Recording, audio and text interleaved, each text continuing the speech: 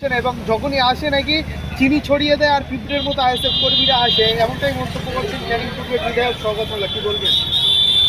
ওইসব ফাজলামি কথা, ওইসব গুন্ডামি কথা এখানে চলে না। আমাদের নওশাদ সিদ্দিকী আসে কি না আসে, শওকত মোল্লা এসে দেখে যাক। সাধারণ মানুষ এখানে কী করতে আসে দেখে যাক। একটা কথা মাথায় রাখে ভাই, আমাদের এমএলএ দুয়ারের এমএলএ, ওনাদের যে দুয়ারের ভামতাবাজি এমএলএ, দুয়ারের সরকার ভামতাবাজি চোর চাপড়া সরকার আমাদের কাছে নেই। আমরা যেটাই বলি সঠিক কাজ করি এবং যেটাই করি আমরা সঠিক কথা বলি এবং আগামী দিন মানুষের সাথে আমরা, জনগণের সাথে আমরা। এবং শুধু এখানে একটা কথা ফের বলি ভাই, ওরা যে ভামতা করে আইএসএফ মানে মুসলিম দল, এসব মানে দল, এটা কিন্তু সম্পূর্ণ ভিত্তিহীন কথা। আইএসএফ মানে গরিব দলিত আদিবাসী সবাইকে নিয়ে আমাদের দল। এরা ইন্ডিয়ান সেকুলার ফ্রন্ট মানে কি এই ভেড়ার দল এবং এই যে ক্যানিংয়ের গুন্ডা, এরা সব কিছু জানে না ভাই।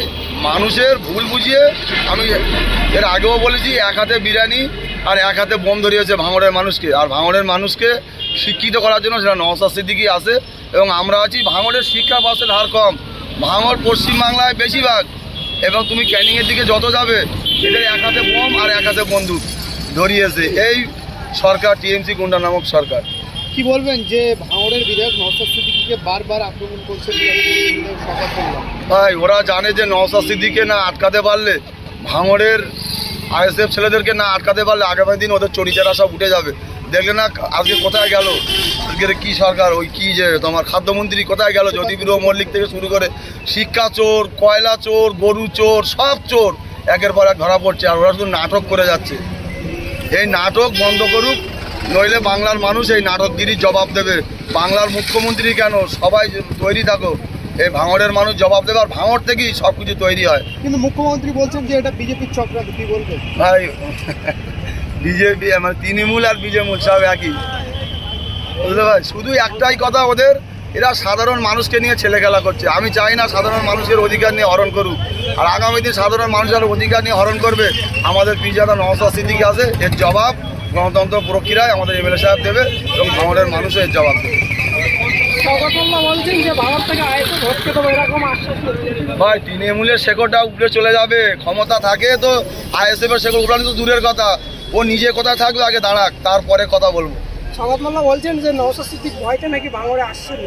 শওকত মোল্লা বলছে ওইসব বাজে কথা, মানুষের ভাওতাগিরি কথা বলে কতদিন লাগবে, কতদিন চালাবে। আর নওশাদ সিদ্দিকী এসছে কি না এসছে এখানে দেখে যাকে, সে বুকের পাটা আছে, দেখে যাওয়ার মতন ক্ষমতা আছে শওকত মোল্লার।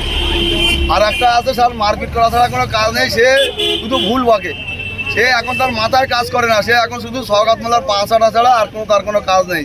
ক্ষমতা থাকে তো সাধারণ মানুষকে লাগবে। তোমাদের জনপ্রতিনিধি, তোমরা কেন আসছো না, কেন ক্ষমতার অপব্যবহার করছো? ইয়ার কি হচ্ছে? সাধারণ মানুষের ভোট দিয়ে নিয়ে তোমরা ভোটগুলো নিয়ে ছেলেখেলা করছো, মানুষের অধিকার নিয়ে হরণ করছো। মায়ের কোল খালি করছে কে? এই শওকত মোল্লা আর এই আরাবুল ইসলাম। এই গুন্ডার দ্বারা কোনো কাজ হয়? সিপিএম একসময় এই গুন্ডাকে দিয়ে কাজ করিয়েছে, তবে সিপিএম গুন্ডাকে দিয়ে কাজ করিয়েছে বুথ দখল করানোর জন্য। সিপিএম কোনো এসেছে তুলিনি। এই গুন্ডাকে দিয়ে ভাঙড়ের আইএসএফকে দমানো যায়নি আর যাবে না। আমি ওহিদুল ইসলাম বলছি, ভাঙড়ের মানুষও তাই বলছে। লোকসভা লড়াই কি হবে? অবশ্যই এই লড়াই জারি থাকবে, এই লড়াই আমাদের জারি থাকবে। ভাঙড়ের মানুষ শান্তিপ্রিয় মানুষ, ভাঙড়ের মানুষ সত্যিকারের খুব ভালো মানুষ। এবং আমি চাই ভাঙড়কে যারা অশান্তি লাগাবার চেষ্টা করছে, যে কটা নেতা, গুনে গুনে প্রশাসনকে বলবো অবিলম্বে ওদেরকে গ্রেপ্তার করা হোক। ভাঙড়গুলো শান্তির জায়গা হয়ে যাবে আমি মনে করি, এবং ভাঙড়ের মানুষও সেটা মনে করে। আমার নাম ওহিদুল ইসলাম, আমি পঞ্চায়েত সমিতির সদস্য।